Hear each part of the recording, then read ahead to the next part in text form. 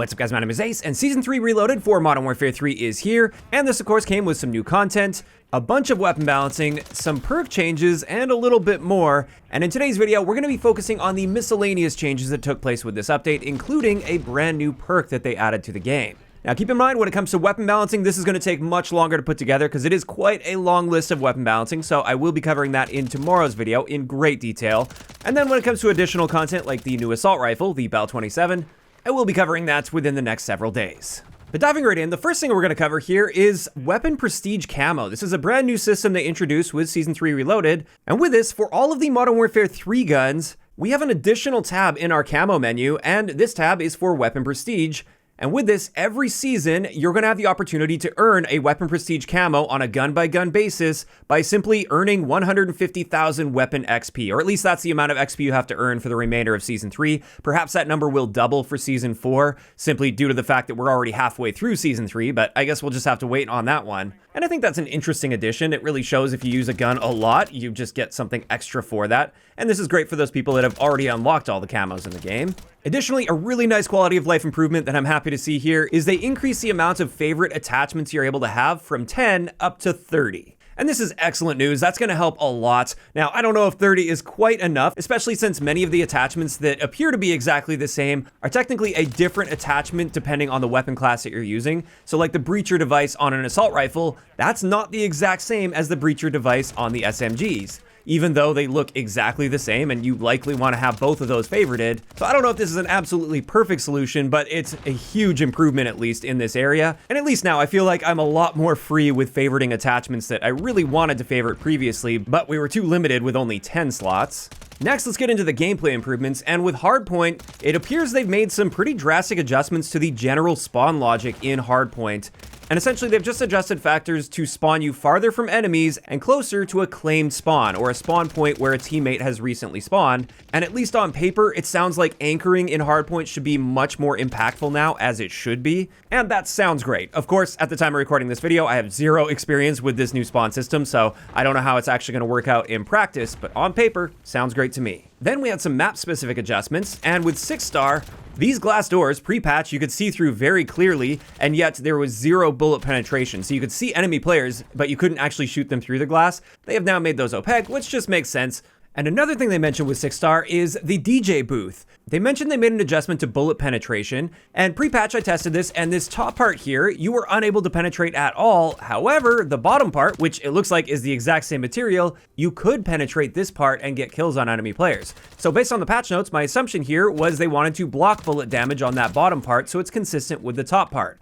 However, post-patch, it works exactly the same, so this could just be a case of them not being clear enough with the patch notes, and maybe I made the wrong assumption as to which wall they were referring to, but I honestly don't know which other wall they would be referring to. In either case, this didn't appear to change, at least not the way that I expected it to change. Additionally, with 6-star, they completely reworked the hardpoint locations and spawn points, and these are just the new hardpoint locations that we've got on 6-star specifically. After that, they mentioned they added additional spawn points in Team Deathmatch, Domination, and Hardpoint for the emergency map, and that's good news as well, because the spawns were really rough on that map for the first part of Season 3. Then on Grow House, they mentioned they polished the environment in several areas of the map where there were visual glitches and inconsistencies. And then for Invasion and Karachi, they added additional spawn points for Hardpoint. And with that out of the way, let's get into the perk section, and there were some pretty big adjustments here. The first thing is climbing boots don't exist anymore. They got rid of climbing boots, and instead of just getting rid of that perk entirely, they just built in climbing boots for everybody, so you will be able to mantle on things a bit faster than pre-patch. It's as if everybody just has climbing boots by default now. Now, in place of climbing boots, we now have all-terrain boots, so these are a brand new perk in the game. And with this, the description mentions you have significantly increased movement speed, but it disables your tactical sprint. And I did some testing on this, and it appears your sprint speed is boosted by about 12.5%. And that is a huge boost. That's way more than lightweight boots. Although not quite as much of a boost over your standard sprint speed compared to using tactical sprint. That allows you to move about 20% faster than your standard sprint speed on the MCW at least, which is what I tested with. But the main benefits here over tac sprint is, first off, you don't need to worry about your tactical sprint out time ever. It never comes into play, and therefore you have a much more consistent and lower sprint out time than you would often experience. Additionally, tactical sprint has a cooldown attached to it, whereas sprinting with this perk doesn't.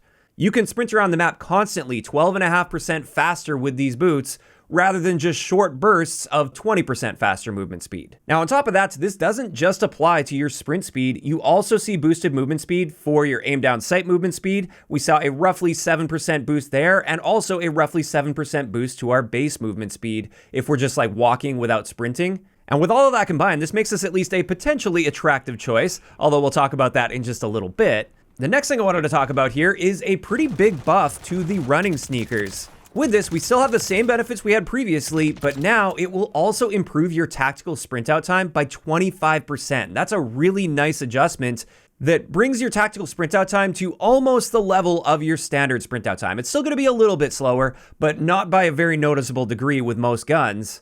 And it is worth noting, this also applies to the infantry vest. Even though they didn't update the description for the infantry vest, you are getting this same benefit of an improved tactical sprint out time. I guess I should also mention here, this doesn't have any impact whatsoever on your standard sprint out time, only the tactical sprint out time. But in either case, that's a pretty big buff to the running sneakers and the infantry vest. And then finally, for the boots category, they buffed the Stalker boots, finally. And the first thing they did is something I pointed out very early on in this game's life cycle, and that is the fact that the Stalker boots only boosted your movement speed while aiming down sight and moving side to side. You saw no increase to your movement speed if you were aiming down sight and walking forwards or backwards. Now you do. They made that omnidirectional, so that's great.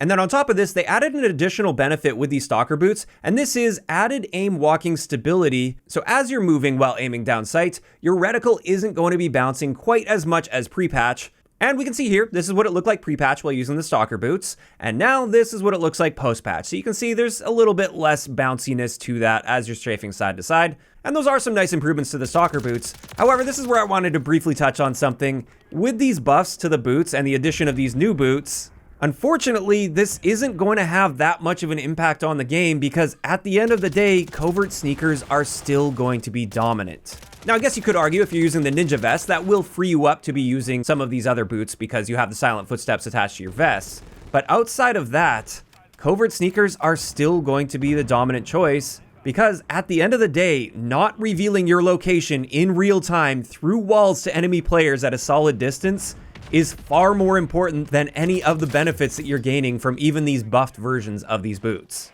And I've said this before, but I'll say it again. I think the only solid solution here to improving balance in the boot section is adjusting the base footstep volume and or range.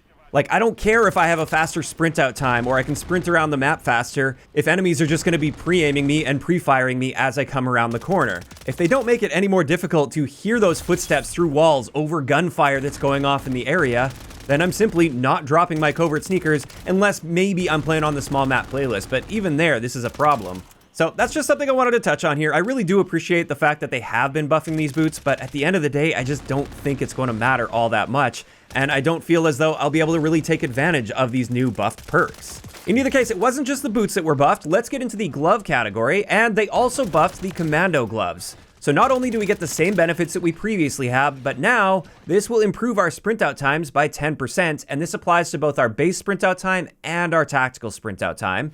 Also, I should mention, the Commando gloves will allow you to cancel your reload by tactical sprinting now, whereas with a standard sprint, it won't cancel your reload since that's one of the perks, you can reload while sprinting. And then when it comes to the assault gloves, they also buffed these ones, and with these, they added an additional benefit of improved hipfire spread while moving. And post-patch, this is what it looks like when you aren't using the assault gloves and you're strafing side to side with an MCW, whereas this is what it looks like when you put those assault gloves on now. So quite a nice improvement there. And I would say assault gloves are going to be the clear choice now if you're going for a hipfire build. And that wraps it up for all of the perk changes that took place with this update.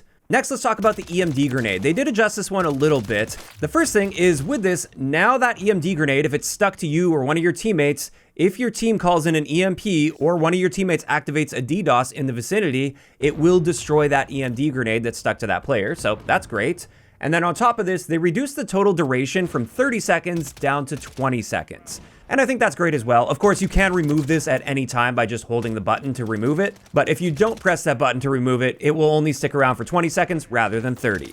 And then finally, there's one last miscellaneous adjustment I wanted to mention in today's video, and this is a nerf to the trophy system. Previously, the trophy system could fire 3 times, so it could destroy 3 separate pieces of equipment. Now, it's only going to fire 2 times per use. And there we go. That's going to wrap it up for all of the miscellaneous changes that took place with the Season 3 Reloaded updates. Like I said, I'll be covering all of the weapon balancing in great detail in tomorrow's video, and then we'll be covering the other content that was added, like the BAL 27, as the days go on. But this is where I'm curious to hear from you guys in those comments down below. How are you feeling about Season 3 Reloaded so far, and more specifically, the changes that I mentioned in today's video? Are you generally happy with these changes, or not so much? If you enjoyed the video, a like rating is always appreciated, and don't forget to subscribe for more if you haven't already. I'll talk to you guys next time.